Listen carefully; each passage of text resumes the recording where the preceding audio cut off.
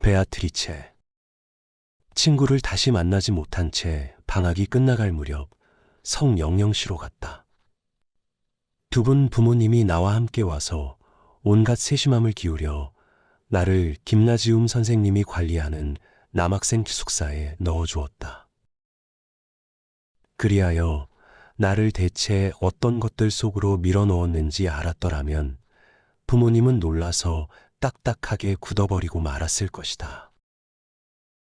시간이 흘러 내가 좋은 아들이자 쓸만한 시민이 될지 아니면 내 천성이 다른 길로 밀려갈지는 여전히 의문이었다. 아버지의 집과 정신의 그늘 아래서 행복해보려는 나의 마지막 시도는 아주 오래 지속되었고 이따금 거의 성공하기도 했지만 결국에는 완전히 실패하고 말았다. 견진내 이후의 방학 동안 처음으로 느낀 묘한 공허와 고독은 뒷날 이러한 공허와 이렇게 옅은 공기를 얼마나 더 많이 맛보았던가 쉽사리 사라지지 않았다. 고향과의 이별은 이상할 정도로 쉬웠다. 그다지 슬프지 않아서 부끄러울 지경이었다. 누이들은 끝도 없이 우는데 나는 그럴 수가 없었다. 나 자신에 대해 스스로 깜짝 놀랐다. 전에는 늘 감정이 풍부한 아이였고 근본적으로 상당히 착한 아이였다. 그런데 이제는 딴판이었다. 바깥 세상에는 완전히 무심한 태도로 며칠이고 오로지 내면에만 귀를 기울이고 그곳 내면의 지하에서 흐르는 금지된 어두운 강물에만 귀를 열었다. 지난 반년 동안 나는 아주 빨리 자라서 키만 훌쩍 크고 바싹 야윈 풋내기 꼴이 되어 세상을 바라보았다. 소년의 사랑스러움은 내게서 완전히 사라졌다.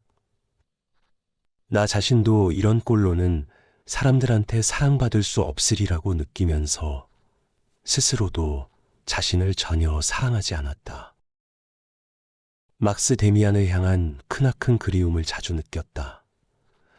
하지만 드물지 않게 그를 미워도 했고 이제 내가 추한 병처럼 짊어진 삶의 빈곤함도 그의 탓으로 돌렸다. 나는 처음에 우리 기숙사에서 인기를 끌지도 주목을 받지도 못했다. 애들은 처음에 놀리다가 곧 내게서 떨어지더니 나를 말수가 적은 애, 불쾌한 괴짜로 여겼다. 나는 그게 마음에 들어 짐짓 과장을 섞어서 그런 역할을 하면서 겉으로는 늘 세계에 대한 가장 남자다운 경멸로 보이는 고독 속으로 숨어들었다. 그러나 마음을 갉아먹는 우수와 절망의 발작에 남몰래 자주 시달렸다. 학교에서는 고향에서 쌓은 지식을 써먹어야 했다. 수업은 이전 학교에 비해 진도가 약간 뒤져 있었고 나는 동갑내기들을 아이들로 여겨 약간 격렬하는 버릇이 생겼다. 한 해가 넘도록 그런 식으로 흘러갔다. 첫 방학을 맞아 고향집을 방문한 일도 그 어떤 새로운 울림을 가져오지 못했고 나는 기꺼이 다시 집을 떠났다. 11월이 시작될 무렵이었다. 나는 날씨가 어떻든 상관하지 않고 생각에 잠겨 짧은 산책을 하곤 했다. 그런 산책에서 일종의 환희를 느꼈다. 우수, 세계 경멸, 자기 경멸로 가득 찬 환희였다. 어느 날 저녁 안개가 축축하게 낀 어스름역에 그렇게 도시 주변을 이리저리 배회하고 있을 때였다. 어느 공원의 텅 빈 넓은 가로수 길이 나더러 오라고 부르는 듯했다. 길에는 낙엽이 두툼하게 쌓여 있었다. 나는 울적한 쾌감에 젖어 낙엽을 발로 헤집었다. 축축하고 쓰디쓴 냄새가 났다. 멀리 있는 나무들은 유령처럼 커다란 모습으로 안개 속에 어슴풀에 서 있었다. 가로수 길 끝에서 우물쭈물 멈춰서서 나는 검은 나뭇잎을 들여다보며 풍화와 사멸의 축축한 향기를 탐욕스레 들이마셨다. 내 안에 무언가가 그 향기에 화답하고 그것을 환영했다. 아, 삶은 얼마나 김 빠진 맛인가. 옆길에서 누군가 외투깃을 바람에 날리며 이쪽으로 걸어왔다. 내가 계속 가려는데 그가 내 이름을 불렀다. 안녕, 싱클레어? 그가 다가왔다. 우리 기숙사에서 나이가 가장 위인 알폰스 베크였다. 나는 그를 보면 늘 좋았고 그에게 어떤 유감도 없었다. 다만 그가 다른 아이들한테 하듯이 나한테도 빈정거리며 삼촌처럼 구는 것만 빼면 그랬다. 그는 곰처럼 힘이 세다고 알려졌는데 우리 기숙사 선생님을 슬리퍼 발로 짓눌렀다고 한다. 김나지움에 떠도는 수많은 소문의 주인공이었다. 대체 여기서 뭐하니? 그는 더 큰 아이들이 이따금 우리 같은 아이들에게 말을 걸 때면 쓰는 말투로 상냥하게 말했다. 어디 내기라도 할까? 너 시를 짓고 있었지? 그런 생각은 하지도 않았는데. 내가 퉁명스레 부인했다. 그는 웃음을 터뜨리더니 나와 나란히 걸으면서 내게는 전혀 낯선 방식으로 수다를 떨었다. 내가 이해하지 못할까봐 두려워할 필요는 없어. 싱클레어. 사람이 이렇게 저녁 때 안개 속을 거닐면 가을 생각에 젖어서 말이지. 그럼 시를 짓기도 하는 거지. 나도 알아. 물론 죽어가는 자연에 대해서지. 또 자연을 닮은 잃어버린 청춘에 대해서도. 하이니 하이네를 봐. 난 그렇게 감상적이지 않아. 내가 항의했다. 그야 좋도록. 하지만 이런 날씨에는 포도주 한 잔이나 뭐 그런 게 있는? 조용한 장소를 찾아보는 게 좋지. 나하고 함께 갈래? 난 마침 혼자니까. 싫어? 난 뭐 내가 모범생이 되겠다면 널 꼬시는 놈이 되긴 싫어. 곧이어 우리는 교회의 작은 주점에 앉아 수상쩍은 포도주를 마시며 두툼한 잔을 부딪혔다. 처음엔 별로 내키지 않았지만 어쨌든 새로운 일이었다. 포도주에 익숙하지 않은 나는 금세 말이 몹시 많아졌다. 마치 내 안의 창문이 열려 세상이 안으로 들어온 듯했다. 얼마나 오래, 얼마나 끔찍이 오래 나는 영혼에 대해 아무 말도 하지 못했던가. 나는 별의별 소리를 짓거렸고 그러는 와중에 카인과 아벨의 이야기를 꽤 멋들어지게 떠들어댔다. 베크는 흐뭇하게 내 이야기에 귀를 기울였다. 마침내 내가 어떤 사람에게 뭔가를 준 것이다. 그는 내 어깨를 두드리며 나를 굉장한 녀석이라 불렀다. 나는 환희로 가슴이 한껏 부풀어 올랐다. 이야기하고 속을 털어놓고 싶은 막혔던 욕구를 실컷 분출하고 나이가 위인 사람한테 제법 인정받고 대접받는 데서 오는 환희였다. 그가 나를 천재적인 녀석이라고 불렀을 때 그 말은 달콤하고 강렬한 포도주처럼 내 영혼으로 흘러들어왔다. 세상은 새로운 색깔로 불타오르고 100가지 무모한 원천에서 생각들이 흘러나오고 정신과 불꽃이 내 안에서 활활 타올랐다. 우리는 선생님들이나 동료들에 대해 이야기를 나누었고 나는 우리가 서로를 기가 막히게 잘 이해하는 것만 같았다. 그리스 사람들과 이교에 대한 이야기도 했다. 또 베크는 어떻게든 사랑에 얽힌 모험을 고백하게 만들려 했다. 하지만 그 점에서 나는 털어놓을 게 없었다. 아무 경험도 없으니 이야기할 거리도 없었다. 그동안 속으로 느끼고 꾸며내고 공상했던 것들이 내면에서 불타올랐지만 포도주를 통해서도 그것은 밖으로 나와 말로 전달되지 못했다. 여자에 대해서는 베크가 훨씬 더 잘 알았고 나는 그런 이야기에 열렬히 귀를 기울였다. 그리고 믿을 수 없는 말을 들었다. 절대로 있을 법하지 않다고 생각하던 일이 평범한 현실이 되고 자명한 일로 보였다. 알폰스 베크는 18즈음에 벌써 여러 경험을 한 것이다. 그런 경험들 중에는 소녀들과 얽힌 것들도 있었다. 소녀들은 상냥하고 정중한 태도와 아첨만을 바라는데 그거야 뭐 썩 괜찮은 일이긴 하지만 진짜 백인은 아니다. 성숙한 여자들한테서 더 많은 것을 얻을 수 있고 그들이 훨씬 더 똑똑하다는 것이다. 예를 들면 공책과 연필 등을 파는 가게를 하는 야겔트 부인과는 이야기를 나누기도 하지만 그녀의 카운터 뒤에선 온갖 일이 다 일어난다. 그런 거야 책에는 안 나오는 일이지. 나는 깊이 매혹되어 몽롱하니 앉아 있었다. 물론 나는 야겔트 부인을 사랑할 수는 없을 것 같았다. 그래도 어쨌든 들어보지도 못한 이야기였다. 거기에서는 적어도 나이가 좀 더 든 아이들한테는 내가 꿈도 꾸어보지 못한 샘물이 흐르는 것 같았다. 거기엔 물론 거짓 울림도 있었고 모든 것에서 내가 사랑이라면 그러하리라 생각했던 맛보다 더 하찮고도 일상적인 맛이 났다. 아무튼 그게 현실이고 삶이며 모험이었다.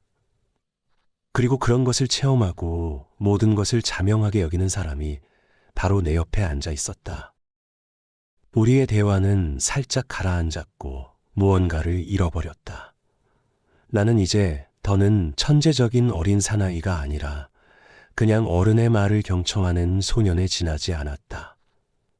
그렇다 해도 벌써 오래전부터 내 삶을 이루고 있던 것에 비하면 이것은 아주 멋졌고 낙원과 같았다.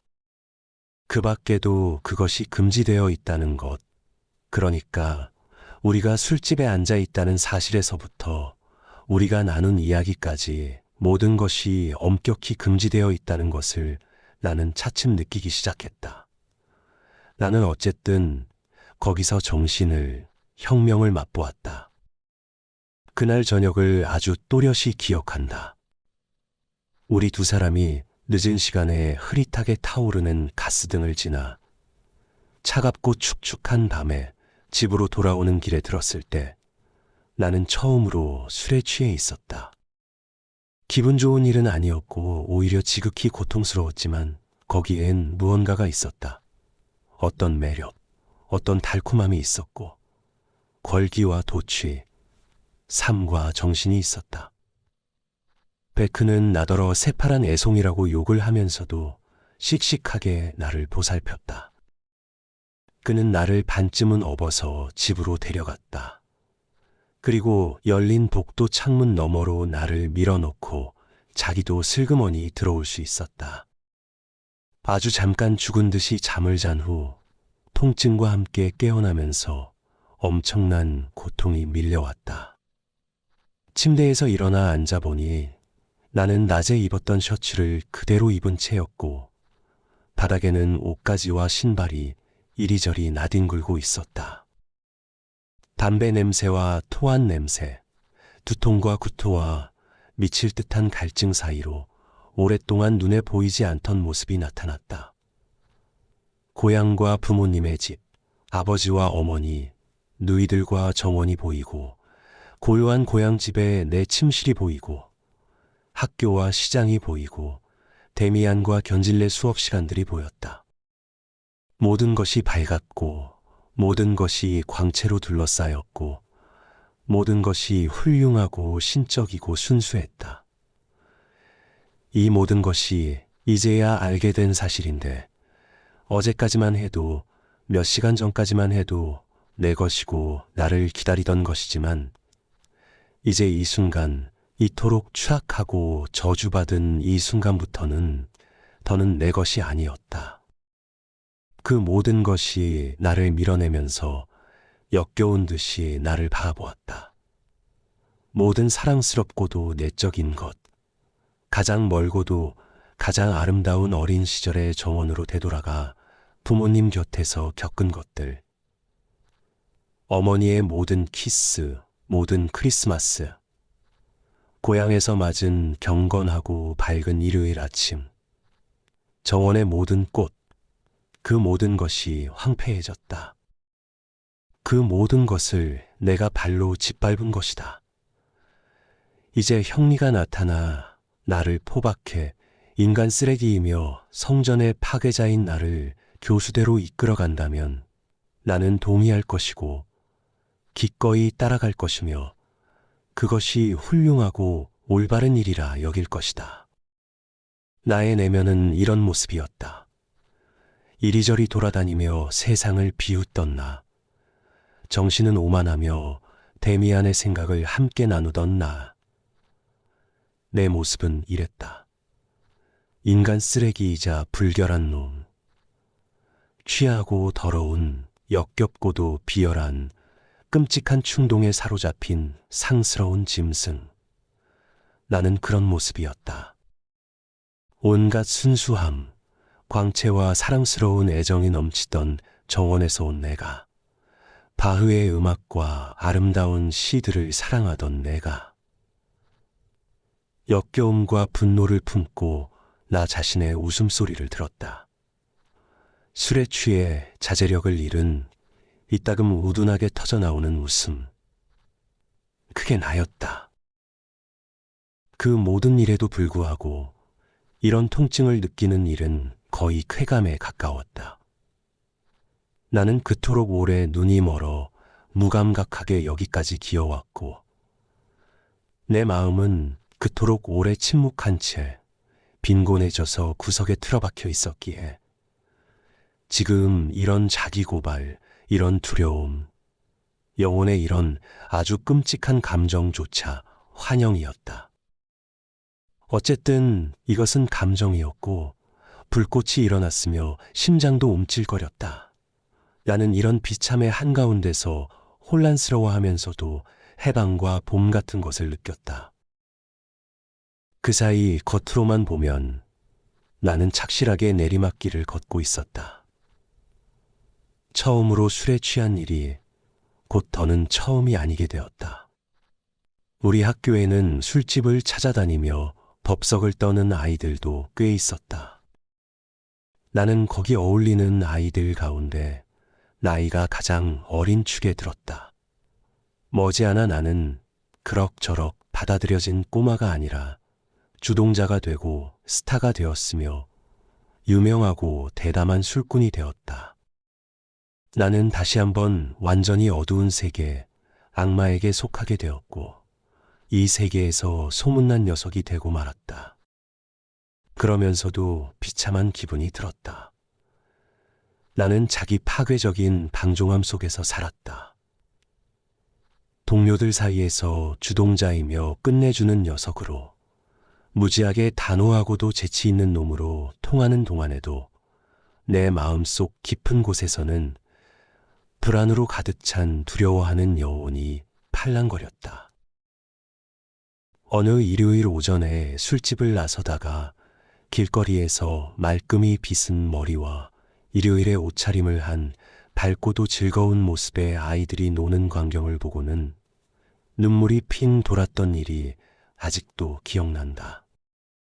그리고 하잘것없는 술집의 더러운 탁자에서 맥주통에 빠져있는 사이로 대담한 신랄함으로 친구들을 즐겁게 만들고 자주 놀라 자빠지게도 만드는 동안에도 마음속 깊은 곳에서는 내가 비웃는 모든 것에 대해 경외심을 품었고 속으로는 눈물을 흘리며 내 영혼, 내 과거, 내 어머니, 신 앞에서 무릎을 꿇었다.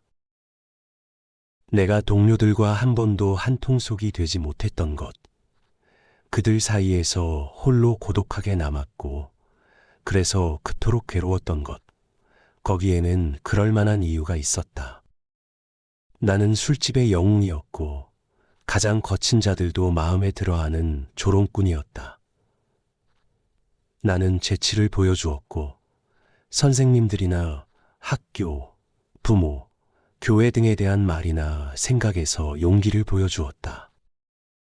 나는 음담패설도 견뎠고 스스로 한마디 보태기도 했지만 동료들이 여자들을 찾아갈 때면 한 번도 따라가지 않았다. 사랑에 대한 불타는 동경을 지닌 채 희망 없는 동경을 품은 채 홀로 남았다. 내가 떠드는 소리대로라면 나는 극히 뻔뻔스럽게 쾌락을 누리는 인간이어야 했을 테지만 나만큼 쉽게 상처 입고 수줍어하는 사람도 없었다. 예쁘고 깨끗한 밝고도 단아한 젊은 양갓집 아가씨가 내 앞에서 걸어가는 모습을 볼 때면 그들은 내게 경이롭고도 순수한 꿈이었다. 내게는 닿지 않는 천배나 선량하고 순수한 사람들이었다. 한동안 나는 야겔트 부인의 공책 가게에도 갈 수가 없었다. 그녀의 모습을 보고 알폰스 베크가 그녀에 대해 들려준 이야기를 생각하면 얼굴이 빨개졌기 때문이다. 이 새로운 모임에서 내내 고독하고 나 자신이 다른 존재임을 알면 알수록 나는 그들에게서 더욱 헤어나오지 못했다. 그렇게 술을 퍼마시고 허풍을 치는 일이 당시 정말로 내게 기쁨이었는지는 모르겠다. 술을 마시는 일도 매번 후유증이 나타나지 않을 만큼 버릇이 되지는 못했다. 그 모든 것이 마치 강제 같았다.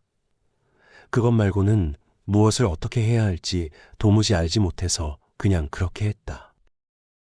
오래 혼자 있기가 두려웠고 항상 내 마음을 끄는 수많은 부드럽고 부끄러운 내적인 변화가 두려웠다.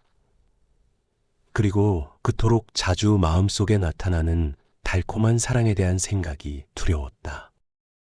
내게 가장 부족한 것은 친구였다.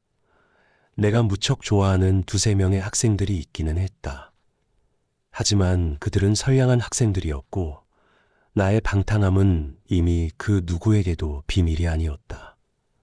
그들은 나를 피했다. 모두들 나를 노는 자식, 발밑에서 바닥이 흔들리는 희망 없는 애로 여겼다. 선생님들은 나에 대해 많은 것을 알았고 나는 점점 더 엄한 벌을 받았으며 모두들 마지막에 내가 학교에서 쫓겨나리라고 생각했다. 나 자신도 그것을 알고 있었다. 나는 이미 오래전부터 착한 학생이 아니었고 이 상태도 더는 오래 지속되지 않으리라는 느낌을 지닌 채 힘들게 요령을 부려 학교의 과정을 통과했다. 신이 우리를 고독하게 만들어 우리 자신에게로 이끌어가는 많은 길이 있다. 신은 당시에 나와 함께 그 길을 걸었다. 그것은 사나운 꿈과 같았다. 더러움과 찐득찐득함, 깨진 맥주잔들과 조롱조로 떠들어댄 밤들 너머로 추방당한 꿈쟁이인 내 모습이 보인다. 쉴 새 없이 시달리며 추하고도 더러운 길을 기어가는 모습이다. 공주에게 가는 도중 진흙탕에 악취와 쓰레기로 가득 찬 뒷골목에 처박혀버리는 꿈들도 있는 법이다. 당시 내 처지가 그랬다. 내게는 그렇게 섬세하지 못한 방식으로 고독의 길이 주어졌다. 어린 시절과 나 사이에는 광채를 뿜는 무자비한 파수꾼들이 지키는 에덴 동산의 닫힌 문이 가로놓여 있었다.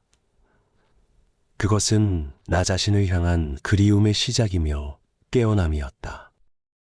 아버지가 기숙사 선생님의 편지로 경고를 받고 처음으로 성영영시로 와서 뜻밖의 내 앞에 나타났을 때 나는 소스라치게 놀라 경련이 일었다.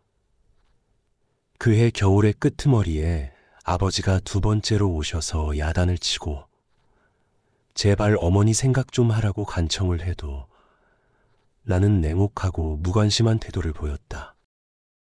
아버지는 마지막에 격분해서 내가 변하지 않는다면 온갖 굴욕과 창피를 주어 학교에서 끌어내 가마원에 가두어 버리겠다고 말했다.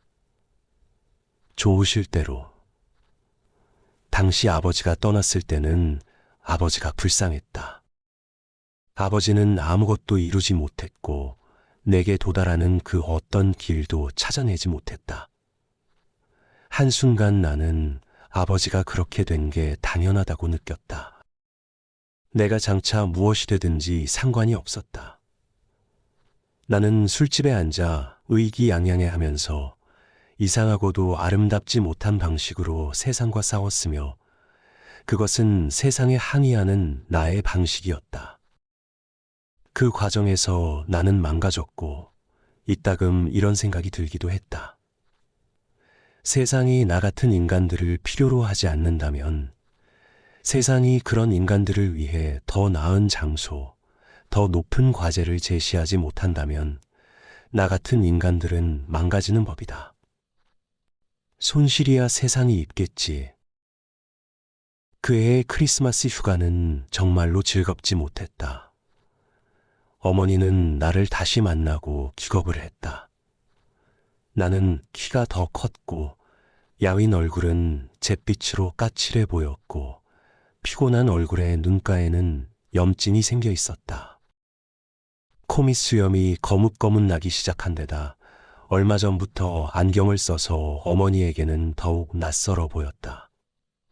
누이들은 뒤로 물러나 킥킥댔다. 모든 게 불쾌했다. 아버지와 서재에서 나눈 이야기가 불쾌하고 괴로웠고 몇몇 친척들과의 인사가 불쾌했으며 무엇보다도 크리스마스 이브가 불쾌했다. 어릴 때부터 크리스마스 이브는 우리 집에서 가장 성대한 축제였다. 축제 분위기와 사랑과 감사가 있는 저녁이었고 부모님과 나 사이의 유대가 새로워지는 저녁이었다. 하지만 이번에는 모든 것이 마음을 짓누르고 당황스러웠을 따름이다. 아버지는 옛날처럼 들판의 양치기들에 대한 복음서 구절을 읽었다. 그들이 양떼를 지키고 있었다.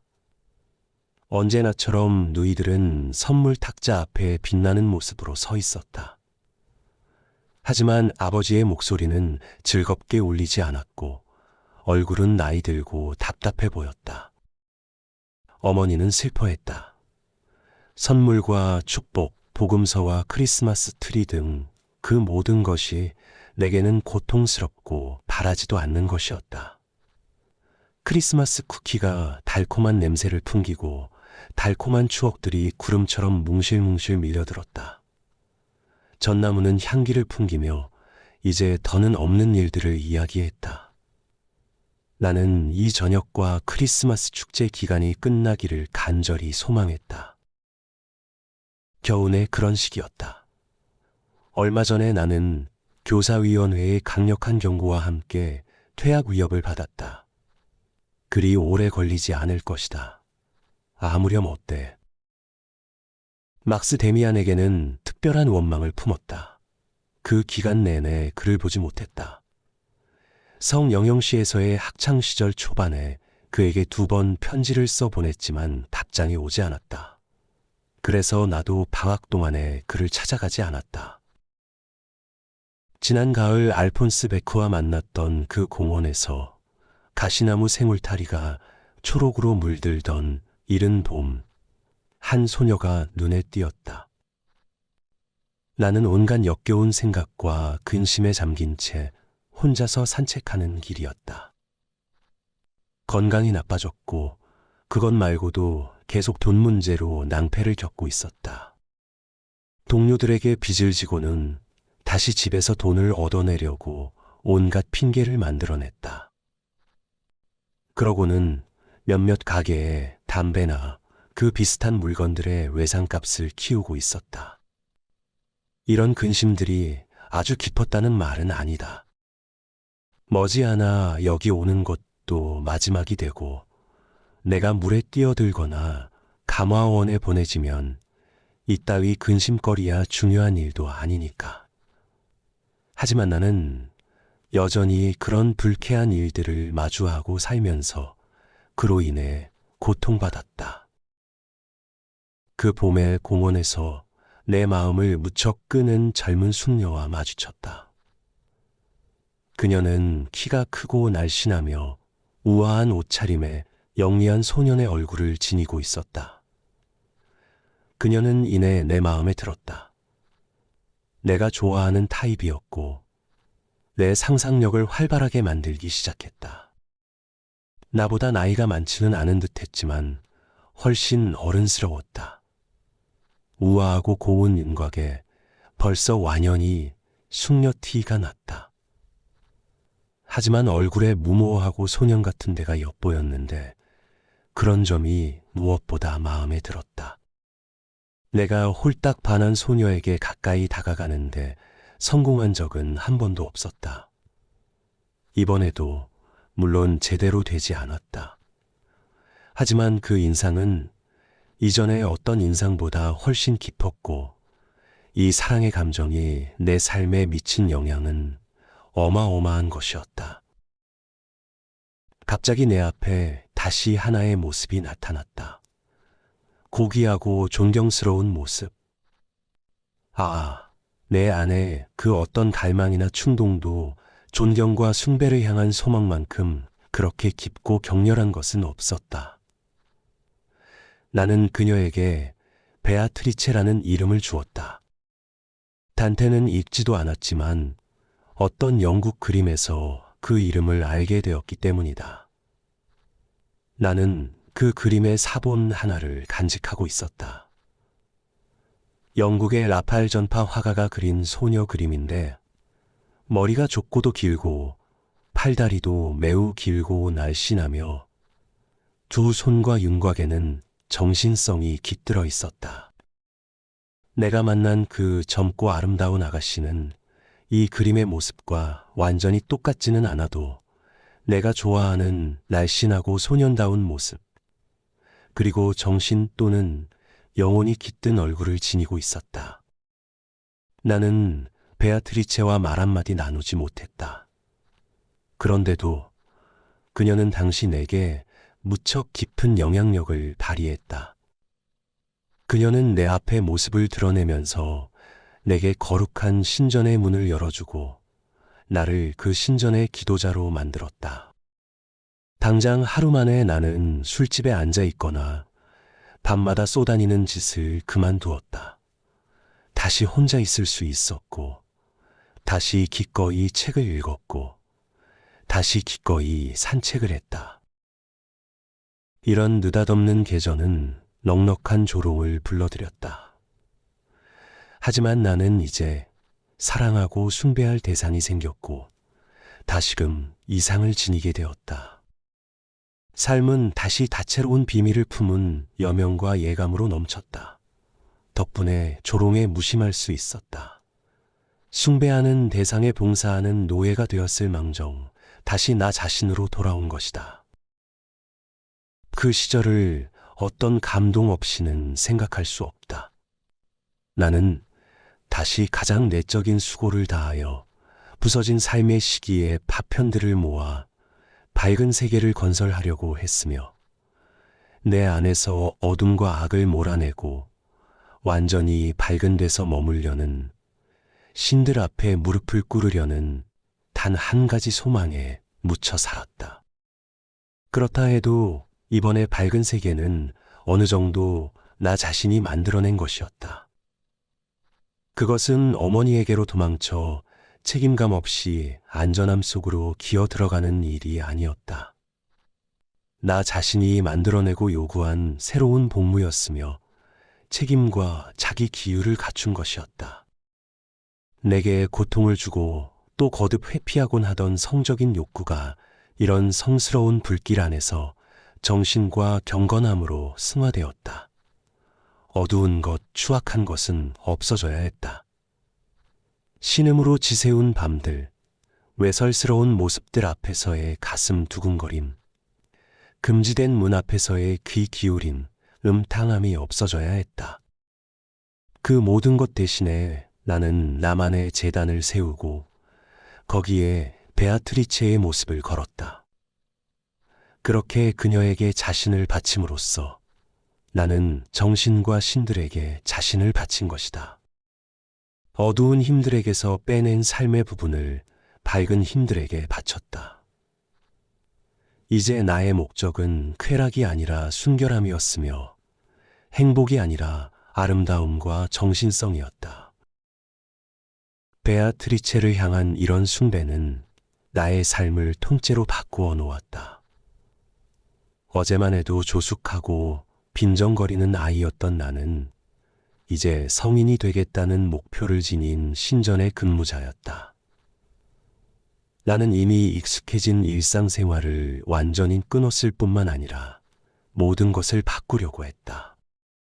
모든 것 속에 순결함과 고귀함과 품위를 주려 했고, 먹고 마시고 말하고 옷을 입을 때도 그런 생각을 했다. 차가운 물에 목욕하는 것으로 아침을 열었다. 처음에는 나 자신을 힘들게 채찍질해야만 했다. 나는 진지하고 품위 있게 행동했고 자세를 똑바로 했으며 걸음걸이를 더 느리고 우아하게 만들었다. 구경꾼에게는 어쩌면 우스꽝스럽게 보였을지도 모른다. 하지만 내 내면에서 그것은 신을 향한 순수한 예배였다. 새로운 신념을 위한 표현을 찾으려는 이런 새로운 연습에서 한 가지가 중요해졌다. 나는 그림을 그리기 시작한 것이다. 내가 지니고 있던 영국의 베아트리체 그림이 그 소녀와 충분히 닮지 않아서 시작된 일이었다. 나 자신만을 위해 그녀를 그려보기로 했다. 완전히 새로운 기쁨과 희망으로 내 방에 얼마 전부터 나 혼자 쓰는 방이 생겼기에 아름다운 종이와 물감과 붓을 모아놓고 팔레트, 유리잔, 도자기 접시, 연필을 정리했다. 새로 사들인 섬세한 템페라 물감이 나를 매혹했다. 거기에 독한 크롬산 초록색이 있었다. 그것이 처음으로 자그마한 횡주발 안에서 빛나던 모습이 지금도 눈앞에 선하다. 나는 조심스럽게 시작했다. 얼굴을 그리기란 어려운 일이었기에 처음에는 다른 것들로 시험을 해보기로 했다. 장식 무늬, 꽃, 자그마한 상상의 풍경화, 예배당 옆에 나무 한 그루, 사이프러스 나무가 있는 로마의 다리를 그렸다. 이따금 이 장난스러운 행위에 완전히 몰입해서 나 자신을 잊었고 나는 크레파스를 든 어린아이처럼 행복했다. 그리고 마침내 베아트리체를 그리기 시작했다. 종이 몇 장을 몽땅 망쳐서 내버렸다. 이따금 거리에서 마주치던 소녀의 얼굴을 떠올리려고 노력하면 할수록 오히려 떠오르지 않았다. 마지막에는 그런 노력을 포기하고 상상력에 따라 또 색깔과 붓에서 저절로 나오는 일단 시작한 데서 저절로 나오는 안내에 따라 그냥 얼굴 하나를 그리기 시작했다.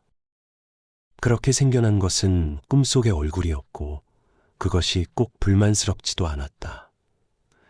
그래도 그런 노력을 바로 계속해 나갔다. 새로 그리는 그림마다 점점 더 뚜렷하게 무언가를 말했고 현실의 모습과는 사뭇 달라도 그 타입에 더욱 가까워졌다. 나는 차츰 꿈결 같은 붓질로 모델도 없이 장난스러운 터치와 무의식에서 나온 선들을 그리고 평면을 채우는데 익숙해졌다. 어느 날 마침내 거의 의식도 없는 상태에서 이전의 것들보다 더욱 강하게 내게 말을 걸어오는 얼굴을 완성했다. 그것은 소녀의 얼굴이 아니었다. 어차피 이미 오래전부터 그렇게 되기란 틀린 일이었다. 그것은 무언가 다른 것이었고 무언가 비현실적인 것이었지만 그렇다고 가치가 덜하지는 않았다. 그것은 소녀의 얼굴이라기보다는 오히려 젊은이의 얼굴로 보였다. 머리카락은 내 아름다운 소녀의 그것처럼 밝은 금발이 아니라 붉은 색조가 어린 갈색이었고 턱은 강하고 단호했으며 입술은 붉은색으로 피어났고 전체는 어딘지 뻣뻣하고 가면 같은 데가 있었지만 인상적이고 신비로운 생명으로 가득했다. 완성된 그림 앞에 앉아 있자니 그림이 묘한 인상을 풍겼다. 그것은 일종의 신의 모습 또는 거룩한 가면처럼 보였다. 절반은 남자, 절반은 여자. 나이를 넘어선 의지력이 강하면서도 꿈결 같고 뻣뻣하면서도 은밀히 생동하는 모습이었다. 그 얼굴은 내게 무언가를 말하고 있었다. 그것은 내 것이었고 내게 어떤 요구들을 했다. 그리고 그 누군가와 비슷했는데 그게 누군지를 알 수가 없었다. 그 초상은 한동안 내 모든 생각을 따라다니면서 나의 삶에 동참했다. 나는 그림을 서랍에 숨겨두었다. 아무도 그림을 훔쳐보거나 그것으로 나를 놀리지 못하도록 말이다. 하지만 내 작은 방에서 혼자가 될 때면 그림을 꺼내서 그것과 교유했다.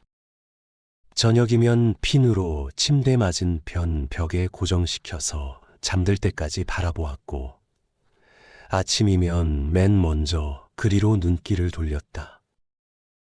바로 그 시기에 나는 다시 꿈을 많이 꾸기 시작했다. 어린 시절에 늘 그랬던 것처럼 몇 해 동안이나 꿈을 꾸지 않았던 듯했다. 이제 꿈이 돌아왔다. 전혀 새로운 종류의 모습들이었다. 그리고 내가 그린 초상도 자꾸자꾸 꿈속에 나타났다. 생생하게 말을 하며 나와 친구가 되거나 적이 되어 이따금은 찌푸린 얼굴로, 이따금은 끝없이 아름답고 조화롭고 고귀한 모습으로. 어느 날 아침에 그런 꿈들에서 깨어났을 때 나는 문득 깨달았다. 그림이 믿을 수 없을 만큼 친숙한 모습으로 나를 바라보았다. 내 이름을 부르는 듯했다. 마치 어머니처럼 나를 알아보는 것 같았고, 그 모든 시간 동안 나를 향해 있었던 것만 같았다. 두근거리는 가슴으로 그림을 바라보았다. 순 많은 갈색 머리칼, 절반은 여자 같은 입술, 이상하게 빛나는 마르면서 저절로 그렇게 된 강렬한 이마. 마음속으로 차츰차츰 깨달음과 알 느꼈다. 침대에서 벌떡 일어나 얼굴 앞으로 가서 크게 뜬 초록빛이 감도는 고집스러운 눈을 똑바로 들여다보았다. 오른쪽 눈이 다른 쪽보다 약간 더 높이 있었다. 그리고 갑자기 이 오른쪽 눈이 가볍고도 섬세하게, 하지만 뚜렷하게 찡긋했다. 이 찡긋하는 눈짓으로 나는 그 모습을 알아보았다. 어떻게 그것을 이제야 알아본단 말인가? 그것은 데미안의 얼굴이었다. 나중에 나는 기억 속에 남아있는 데미안의 실제 윤곽과 그 그림을 거듭 비교해 보았다. 두 모습은 비슷하기는 해도 꼭 같지는 않았다. 하지만 그래도 데미안이었다. 언젠가 이른 여름 저녁 때 내 방의 서쪽 창문으로 햇빛이 비스듬히 붉은 빛을 비춰주었다. 방 안은 어둑어둑했다. 그때 갑자기 생각이 떠올라 베아트리체 혹은 데미안의 초상을 핀으로 창틀에 고정시키고 저녁 햇살이 그림을 통과하는 모습을 바라보았다. 얼굴은 윤곽이 없이 흐릿해졌지만 붉은색으로 테두리를 그린 두 눈과 이마의 밝은 색깔과 격렬하게 붉은 입술만은 표면에서 깊고도 거칠게 빛났다. 나는 오랫동안 그림을 마주보며 앉아 있었다. 이미 캄캄해진 뒤까지도. 그리고 차츰 그것은 베아트리체도 데미안도 아니고 바로 나 자신이라는 느낌이 들었다. 나와 닮지는 않았지만 그럴 리 없다고 나도 느꼈고, 그래도 그것은 나의 삶을 이루는 것, 나의 내면, 나의 운명 또는 나의 데몬이었다. 언젠가 다시 친구를 갖게 된다면 내 친구는 저런 모습이 될 것이다. 언젠가 애인을 얻게 된다면 내 애인은 저런 모습이 될 것이다.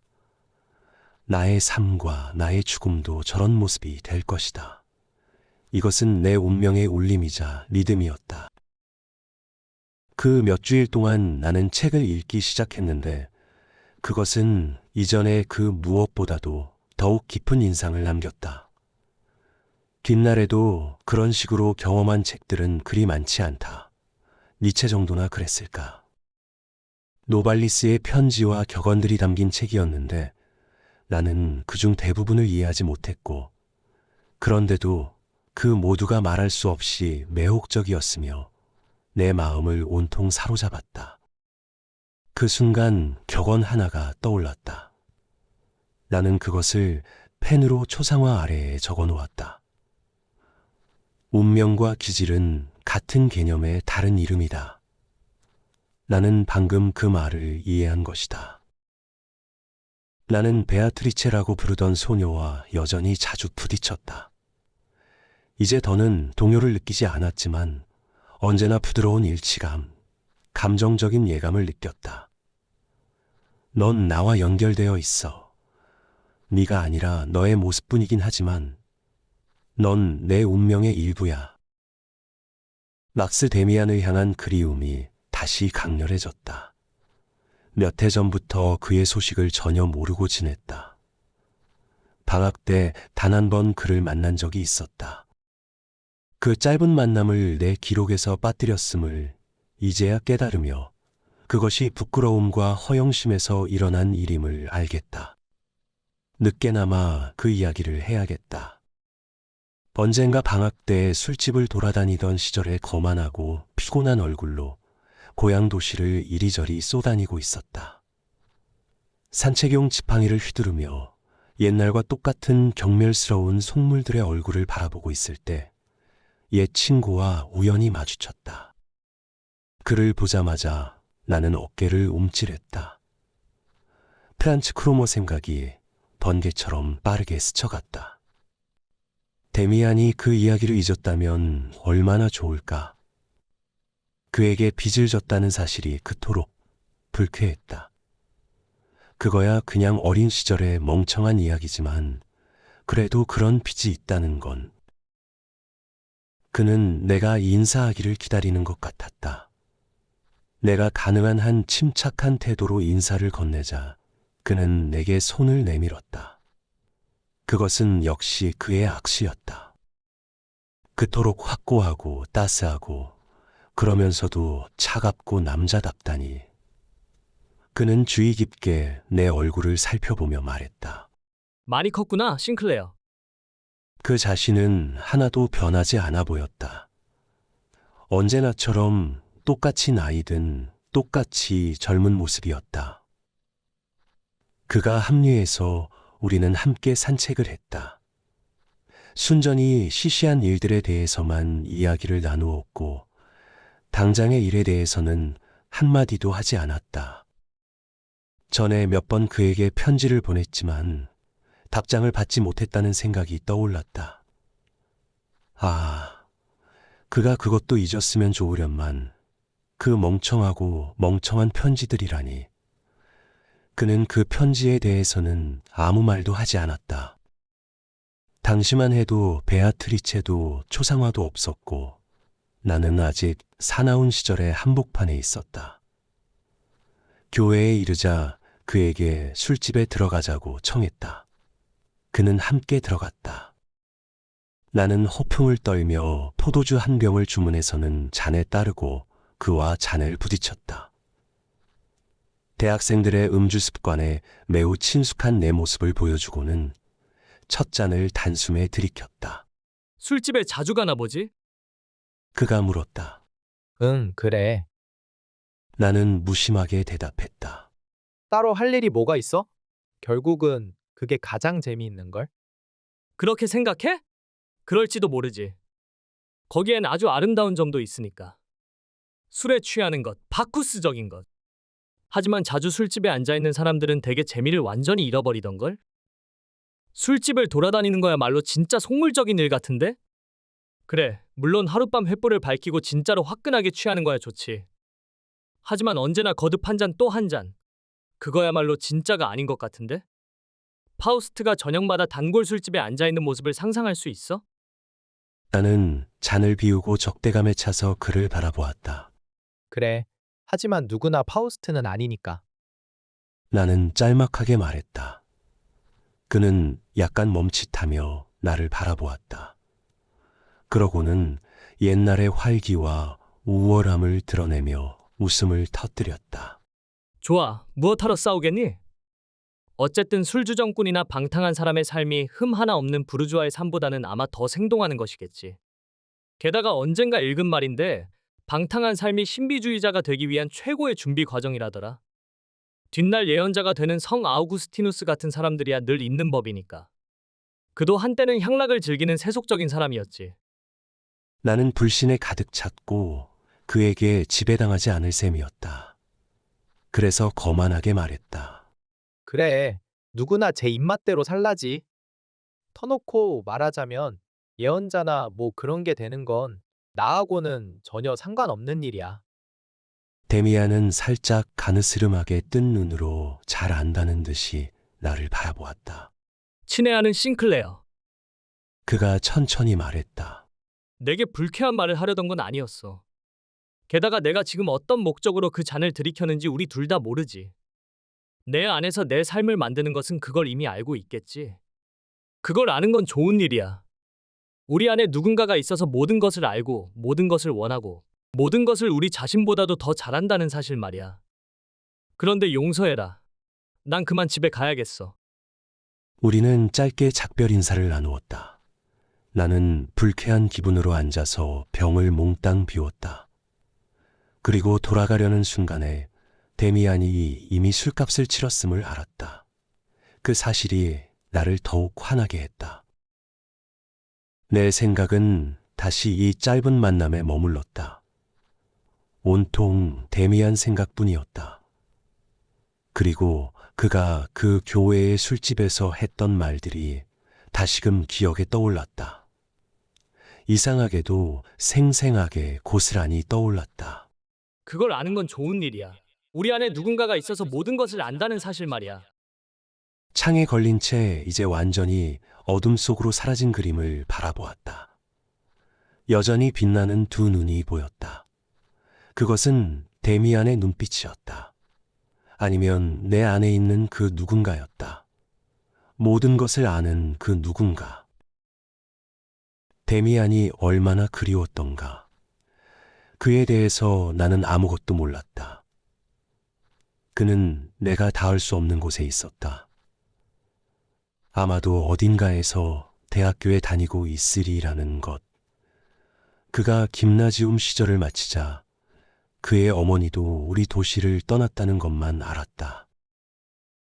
크로모와의 이야기에 이르기까지 내 안에 있는 막스 데미안에 대한 모든 기억을 뒤졌다.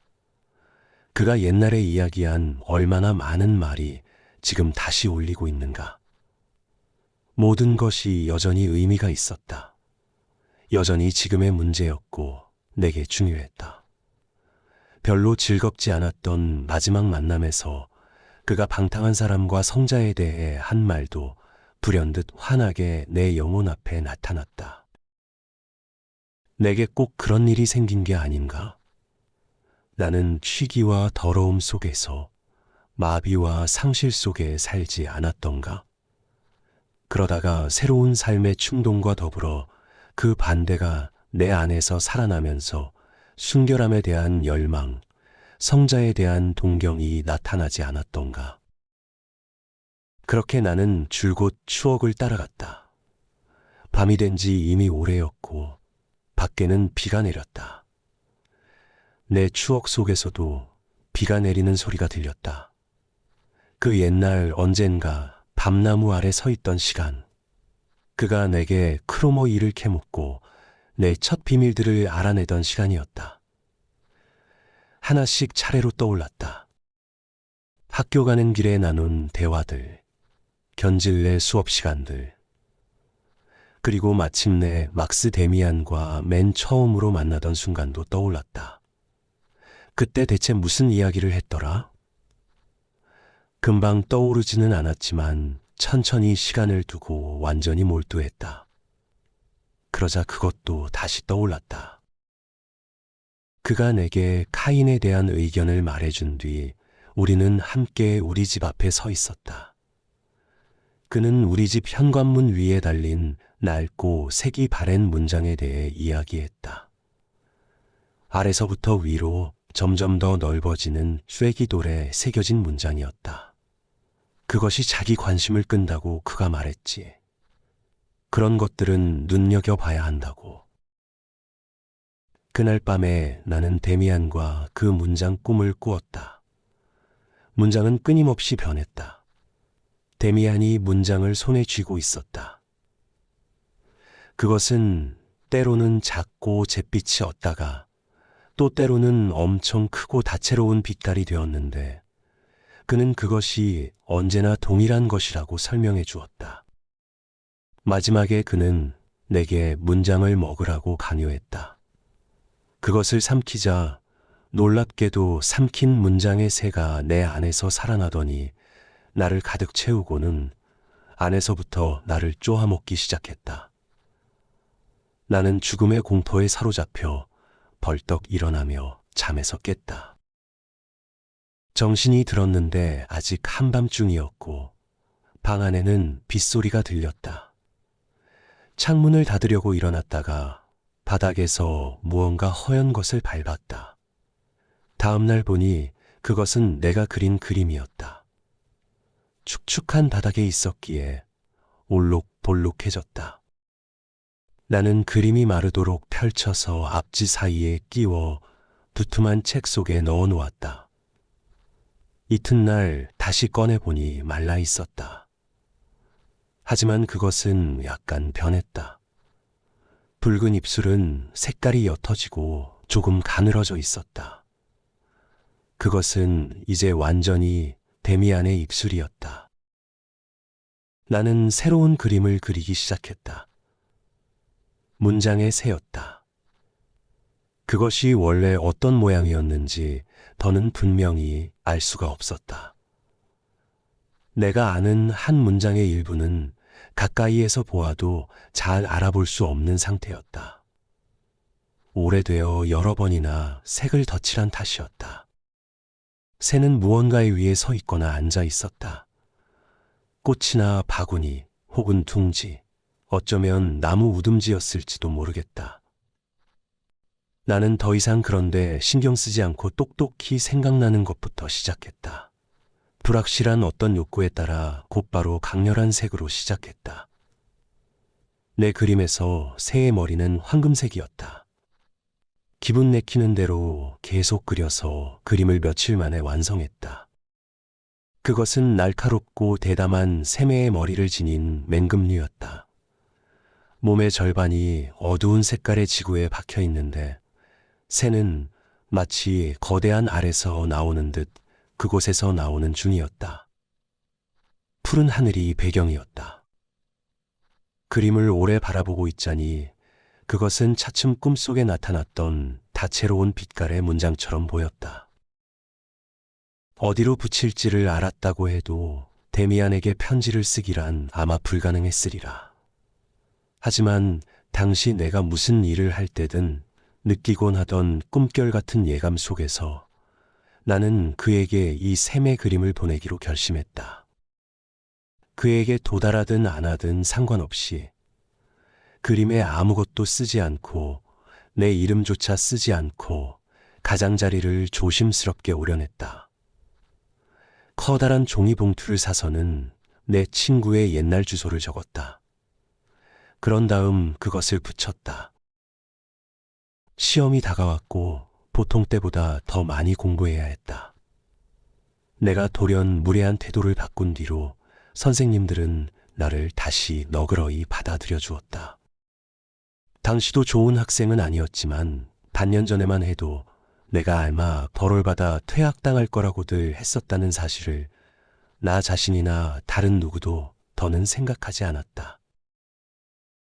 아버지는 이제 다시 예전과 같은 말투로 질책이나 협박 없이 편지를 보냈다.